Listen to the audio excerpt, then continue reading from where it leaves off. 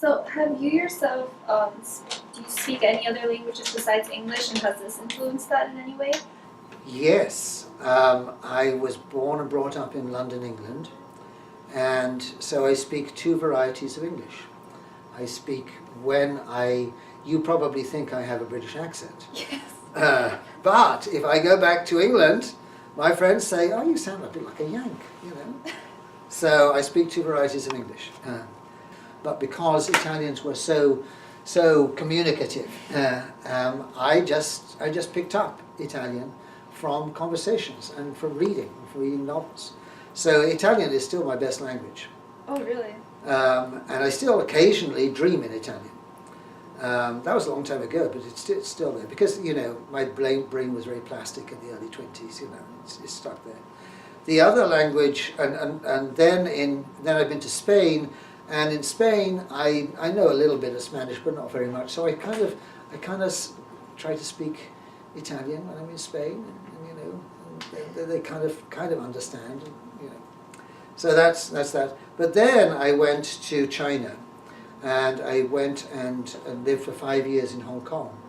And when I was in Hong Kong, I learned Cantonese, which is the dialect of Chinese which is spoken in South China. That was wonderful for me because it exposed me to a non-Indo-European language, because the other languages obviously I'd learned had obviously been Indo-European languages, and so Cantonese was the first non-Indo-European language that I learned. It was also the first language with tones, and I didn't know about languages with tones before. So that was a great experience. And then I met a girl who later became my wife, who was from Beijing in the north. She didn't speak Cantonese, and so when I started to communicate with her, I had to learn Mandarin Chinese, right? So just as I had two varieties of English, British and American, now I have two varieties of Chinese, Cantonese and Mandarin. You discussed in your lecture previously what a hegemonic language is. So can you please describe that for the people who are not there? Okay, so the idea of a hegemon is basically, it's a word which originally meant some group of people who have great power over other people. And it's been used in geopolitical terms to talk about a particular country or a particular group of people within a country that has spread its influence, economic and political, to other parts of that country or other countries. So that's what a hegemon does. A hegemon has political and economic power over another part of the world. That was, you know, the word has been around for an awful long time. And you know, we think most recently of the expansion, the colonial expansion, which happened in Europe in the 17th, 18th, and 19th centuries. So you know, so Europeans took their languages and took their cultures and their power to other parts of the world, to Africa, to Asia, to South America, to North America, originally, colonial expansion was in order to bring the goods back home. You know, so when the Spanish invaded Mexico and South America, they wanted to bring gold back to the home. But of course, in order to do that, they had to dominate the country in a very sort of political and economic way. And so this is the story of colonialism throughout the world. That you have these European powers who have colonized a large part of the world, and they've brought a lot of their culture and primarily their language to those parts of the world. So that's what I understand by hegemonic power. Because I'm a linguist, I'm not a politician. What I'm most concerned about is the idea that the European powers brought their languages. So we have the Portuguese who brought their language to Brazil. We have the Spanish who brought their language to most of South America and Middle America. The British who brought most of their language to Africa, together with the French, together with the Germans, and later even the Italians. And then, of course, you have the British who took their language to India and to East Asia as a result of economic domination. So I've constructed the idea of hegemonic power. But what's interesting today is something which was brought to the attention of the world by Antonio Gramsci. Antonio Gramsci, in the 1930s, talked about hegemony not as the influence of one economic and cultural power over another. He said that today, and I think this is true in contemporary societies, that what used to be power differences are now recognized as just being normal. So a language, you know, so the English language, for example, in many parts of the world, is considered, well, you speak English? Well, of course, yeah, you speak English. It's just kind of normal. So it's the values which have been originally imposed on that society from outside have become the values of that society. So it's just becomes normal. So to a certain extent, hegemony now is, well, you know, well, we don't struggle against this. We just accept it as normal. So I think that's today was what we mean by hegemony, and also hegemonic languages. That is, there are languages that have, as a result of colonial and economic domination, have come to be dominant throughout the world, and nowadays they're just regarded, often in many cases, as simple. Well, that's normal. It's just what it is. How is a person's identity related to the language that they speak? There is an old belief, which I don't really hold to, that your mother tongue is your identity, you know. So I speak British English, and that is somehow my identity. You speak Korean, yeah, you speak Korean, and that, you know, so that's presumably the language that your parents and your caregivers spoke to you when you were growing up, and that's part of you. That's almost like your heart, right? That idea of the language, your mother tongue, being equal to your identity may have been true at some point. But nowadays, in today's world, where so many people are moving around the world so rapidly, and there's so much contact between various different countries and various different languages, it doesn't really work.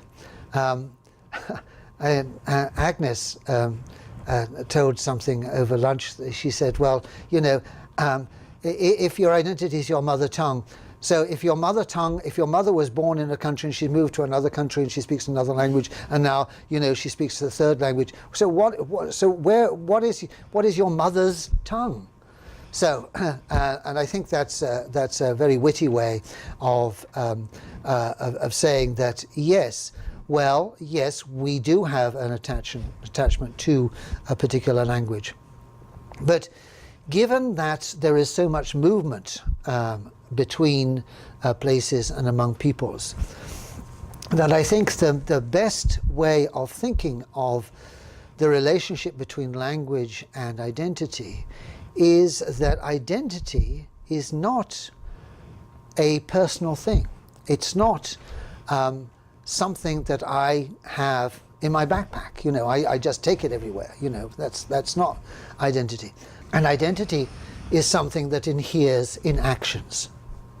So here am I talking to you, and we use language in a certain way, and we present ourselves in a certain way. You present yourself to me in a certain way, I present myself to you in a certain way. You have a certain understanding of me, I have a certain understanding of you.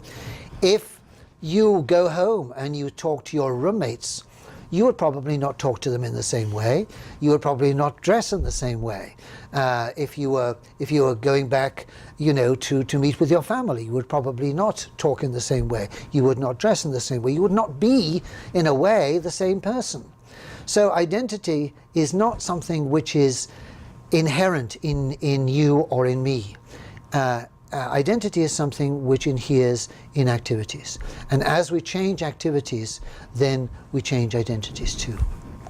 Do you believe that smaller communities with their own languages coming in contact with hegemonic languages have benefits? Yes, indeed. Oh, yes, definitely. So you know, in the countries that I've studied, basically, I've studied Korea, and I studied Vietnam, I studied Malaysia, and I've lived quite extensively in Singapore and in Malaysia. I've just only visited Korea. There is quite a struggle between the local peoples and the local varieties of English that they speak. In English it's called, in Singapore it's called Singlish, in Malaysia it's called Manglish, in Korea it's called Konglish, right? And people have negative attitudes about these things. You know, they say, oh, you shouldn't speak like this, oh, it's bad to speak like that. But on the other hand, there are many people who say, well, if I speak Singlish, I'm expressing a solidarity with my fellow Singaporeans because you know, this is the language that we speak. The Singapore government had a policy which is called Speak Good English, and the Speak Good English movement was very unpopular. Because people said, yeah, okay, we do speak good English if we have to speak to, you know, the foreigners. But why should we have to speak this colonial language, you know, when we, among ourselves? No, we are different. We are a small community. We are smaller, certainly, than the, you know, the community of Americans or Australians or Brits or New Zealanders who speak English as a first language.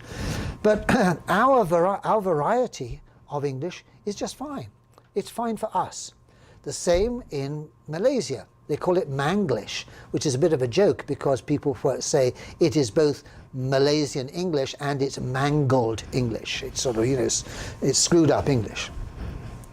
And the work that I've done looking at websites is in Malaysia has shown that, you know, there are some websites where people are saying, well, we really have got to think about our futures, and we've got to think about the international connections between us and other countries. So we should have to speak regular English. And other people say, no, why should we do that? You know, we don't want to speak with this ang mo. Ang mo is a Hokkien word for red hair. It's a sort of it's a critical word for foreigners, you know, because I used to have red hair, you know. So yes, I think that there is so it is quite possible for local smaller communities to maintain their own languages. Because that is the language which creates that community, which makes that, creates within that community the members' solidarity. So yes, we should certainly do that. And yes, they will be influenced all the time by English, but also they influence the English language itself. Standard English is now borrowing so many words from other varieties of English. What direction do you see your research currently developing in the future? Well, as I mentioned, the thing that I'm most interested in right now is history in person. That is, when you see a person, you only see 2 dimensions, 3 dimensions of that person. I want us to be able to understand the 4th dimension. That is, I want to be able to understand people who have a history, and I want to understand what's in that backpack. I do want to see, I do want to see how the cultural milieu in which people use language and use teach a particular language, how that cultural milieu influences the way that they use the language. So those are the 2 directions in which I want to go. One is to understand personal history, and the second is to understand, you know, the cultural context in which language teaching occurs. Thank you for answering all of our questions so efficiently, and it was also very interesting. So thank you so much again. Thank you very much. I've really enjoyed it. Okay.